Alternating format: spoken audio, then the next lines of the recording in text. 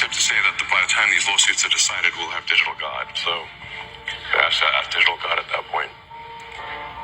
These lawsuits won't be decided before on a time frame that is relevant. Is that a good thing or a bad thing? I think we live, there's that, I don't know if it's actually a real Chinese saying or not, but may you live in interesting times. Life is apparently not a good thing. But I would prefer to, personally, to live in interesting times. In order to have better human-AI symbiosis, we must solve the bandwidth problem. Below a certain bandwidth, we are basically just stationary to a computer. It means you can't you need an implant. And ultimately we'll need to replace like the skull, and it's going to be a zillion wire. I mean, this is some bizarre sci-fi stuff. And I'm not. This is certainly optional. Hopefully. That's good. Mandatory replacement of my skull would have a problem. Mandatory chip and brain is not what we're saying here for sure. But at a certain point, you say like, okay, how many electrodes are needed in order to interface have a whole brain interface? I think the irony is that we told stories of God creating us, and I think the reality is that we are creating God.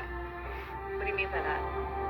We are creating God in the form of superintelligence. If you just say, what have we imagined God to be? What are its characteristics? We are building God in the form of technology. It will have the same characteristics.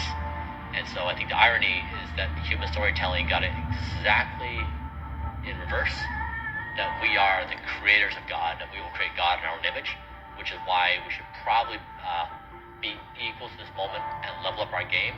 I mean, with artificial intelligence, we are summoning the demon.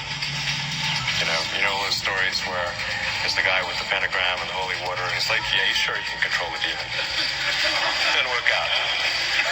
Has ever gotten a supercomputer to train. And is that in that new building off to the side? That's in Memphis, actually. It's in Memphis? Yeah. Oh, so that's where you were? Yeah. I see. Memphis, Okay. The capital of ancient Egypt. Right. Yeah, you're bringing what? Perhaps that's where our new God will come from. Yeah, no kidding. No kidding. A lot of breakthroughs on the medical front, particularly around the synthetic mRNA. You can basically do anything with synthetic RNA, DNA. It's like a computer program. So, I think with effort that's not too crazy, you could probably stop aging, reverse it if you want. You can basically do it. You can turn someone into a freaking butterfly if you want with the right DNA sequence. Revelation 13:16 says the second beast, which is the false prophet, forced all people, great and small, rich and poor, free and slave, to receive a mark on their right hands or on their foreheads, so that they could not buy or sell unless they had the mark, which is the name of the beast or the number of its name. Those that take the mark, that will be your final decision. Because there is no chance of salvation after you receive the mark. There is no chance of heaven. There is no chance of Jesus, of forgiveness. Why? Because the mark of the beast is AI. The mark of the beast is demonic Nephilim technology, and it will turn you into a hybrid. Those that take the mark of the beast will be turned into a demonic hybrid being, just like it was in the days of Noah. They are telling us what is coming. They are telling us what is being set up if you are paying attention. The man who wants to put a chip in your brain, the man who wants to merge you with Nephilim technology, now has access to our financial system.